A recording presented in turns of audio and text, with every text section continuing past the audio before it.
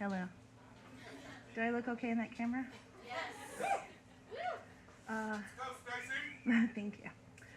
The days of innocent flirting with the new partner at the firm are far behind us, but I can't justify what I've done. As the new intern working at the firm, I am young and arguably kind of cute. But I was distracted from all the looks I got from the other lawyers at work when the married partner at the law office took an interest in me. It started off innocently, I swear. He'd offer to help me here and there. Maybe a little more than he should have, given the fact that he's a partner at a law firm, probably has better things to do. He was mildly attractive, though I can't say he was anything to swoon about. I was flattered by the attention. Though he wasn't really my type, there was something drawing me to him. Maybe it was the Latin swag.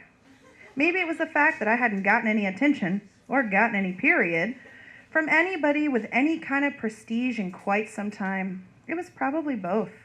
The weeks went by and he continued to pay too much attention to me. He also started greeting me by kissing me on the cheek. It was like a little weird, but he was Latin, so I was like, meh, it's probably only a little inappropriate. I think people around the office are starting to notice. They'd say things like, hey, you guys seem to really be getting along. He's a good connection to have. Seems like an innocent enough comment until you consider the fact that I'm an unpaid intern at a law office, and he's the married partner who keeps pushing boundaries. When my internship ended, I was a little bummed that nothing happened. I know that makes me sound like a fucked up person, because of course nothing should be happening. He is married after all. I couldn't help feeling that way, or maybe I just couldn't stand to admit that I could help feeling that way. Oh well.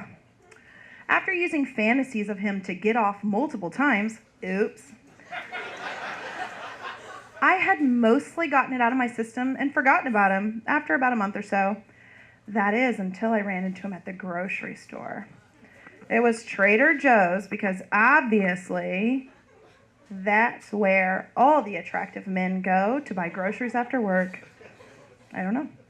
We lock eyes in the wine section and I instantly feel my cheeks start to burn. One, why in the fucking wine aisle? I feel like an alcoholic. It's only Tuesday. And two, can he tell that I've been pleasuring myself to thoughts of him? I'm generally a pretty transparent girl, so I suddenly feel like reels of porn are playing across my forehead as I begin to smile and walk awkwardly towards him. Hey, is all I can come up with. Thank God he took over. Hey, that firm hasn't been the same since you left. We all miss you there, he says. But I know that's bullshit because I really didn't get close to anyone during my 6-week internship at the firm. Yeah, I miss it too, I say back. He says we should get lunch and catch up. I agree, knowing damn well that I'm crossing some kind of line, but I give him my number. I go buy that bottle of wine and I chug the whole thing that night. Well, we didn't make solid plans, so maybe he'll just think better of it and flake. I half hope in my drunken state. I wake up hungover, and halfway through the day, he texts me and sets plans for lunch during his work hours. He wants me to meet close to the law firm that we used to work at. I think this is somehow formal enough, so I go through with it. At the lunch, he starts dropping hints, crazy double entendre hints, where I can no longer deny that he totally wants me. I'm turned on and disappointed in myself at the same time. I don't recommend this feeling, it's confusing. I half ignore his inappropriate comments and try to redirect the conversation as if it absolves me of any guilt. I agree to meet up with him though after work. We go to happy hour, then we go back to my place and fuck like animals. Guys, I can't explain what came over me. What an exhilarating and sexy and taboo and sinful and shitty and horrid experience all at the same time. Yeah. He leaves and I start to cry. I can now accurately be referred to as a side chick. What have I done? Who have I become? It's gone too far, way too fucking far.